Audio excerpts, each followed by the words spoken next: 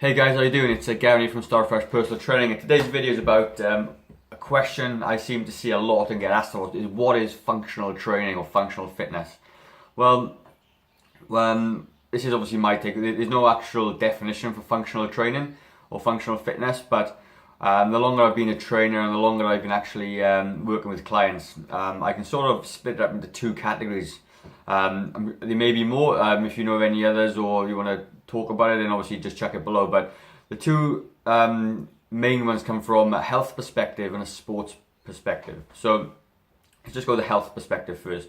I actually work with a lot of clients that are probably over 50 into their 60s.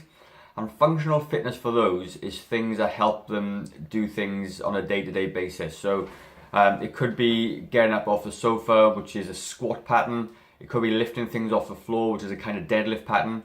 So, and obviously increasing the cardiovascular health so they can do more throughout the day, walking upstairs, going for walks, doing things they enjoy and living a longer life. So with regards to functional training for those, it's very, very specific to what's functional for their life. And as I said, to a couple of those exercises, what's functional would be a squat. So a squat's a very, very functional movement, and that could be for everyone. If you've got the strength in your lower body to lift you up from a sitting position, your life will improve because you don't have to lean on things. You don't have to worry about, hanging on to somebody to help you up off the chair. Having strong legs is going to help with balance, and all those things feed into function, which is functional fitness. So it's functional fitness for those people. Then you've got the other side of it. So you got let's talk about health again. Okay, so health just doesn't mean your ability to do things as you get older. So when I was training, a New Zealand White Sox player, she and a softball team, she had a bad shoulder. So functional exercises for her was to strengthen the rotator cuff up. So we did lots of strengthening exercises for that. Now that was functional to her. She obviously threw the ball. Her position was a catcher. She throws a ball. So function for her is to be able to be strong and be able to throw, and be able to get the strength side of it done. So functional fitness for her was to get her shoulder stronger so she can play softball. Then you're going to look at the sports specific. So again, if I use her as an example, she spends a lot of time in a squatted position. She was catching balls. So therefore she needed to have strong core, she needed to have strong legs, and she needed to be explosive from a kneeling or crouching to a standing position to throw.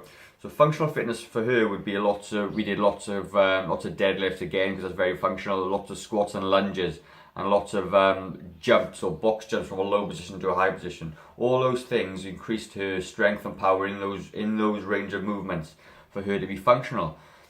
Does that mean that if for a swimmer, that would be good for a swimmer? Well, no. I currently train a triathlete, and to do those sort of exercises from a softball player to a triathlete, then it's not going to translate. So functional fitness for a softball player, functional fitness for an athlete, for a triathlete, are very, very different.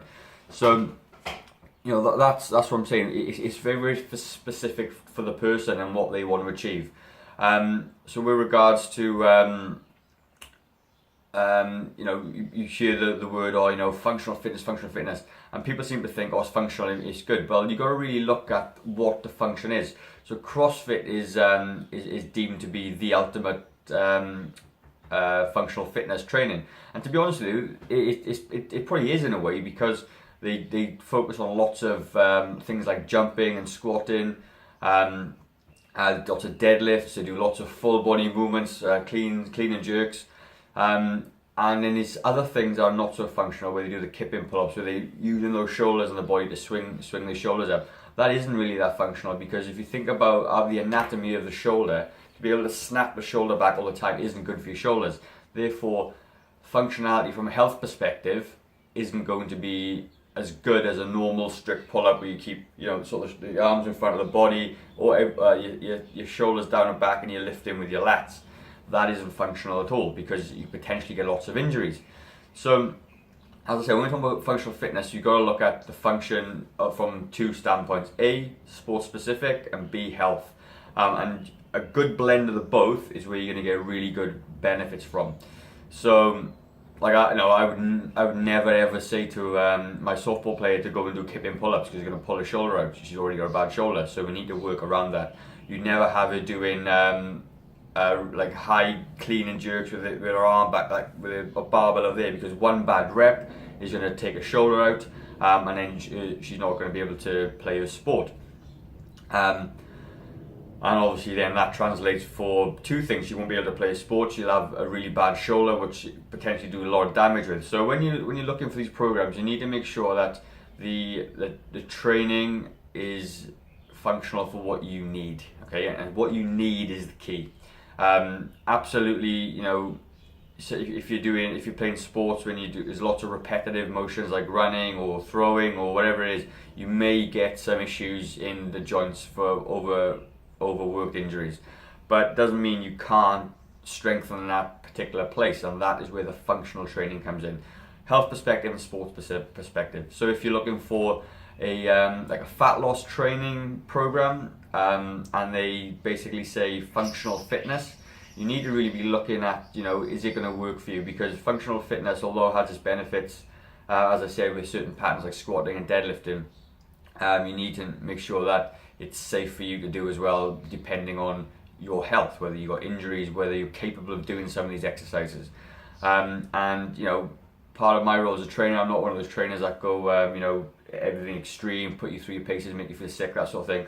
I go really deep with my clients and understand what it is they need, where their weaknesses are, and work around that, because I genuinely believe it's better to be functionally fit more for health, and being able to be durable and strong and fit and be able to do the things that you want to do, and that's what I do as a trainer, which is awesome. And you know, I've had, you know, amazing success stories with lots of my clients, and you know, they all report that they can walk better, they can stand better, they can do more things, and it's so satisfying. So that's pretty much my take on functional fitness. It needs to be really more health related, but it is broken down into both health and sports. So it needs to be specific for you, and whatever your function is, you know, you need to train for the function, and that's pretty much it. So yeah, guys, that's my take on functional fitness. So we hope you found it insightful and cleared it up just a little bit.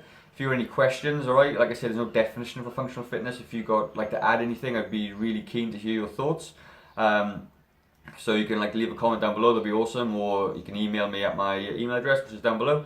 If you like my channel, guys, subscribe. I really appreciate it. If you could share it as well, that'd be brilliant.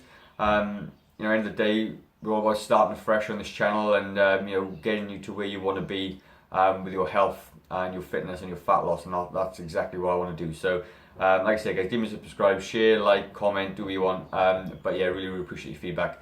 Anyway, like I said, guys, start fresh. If you don't make a change today, how will tomorrow be any different? Cheers.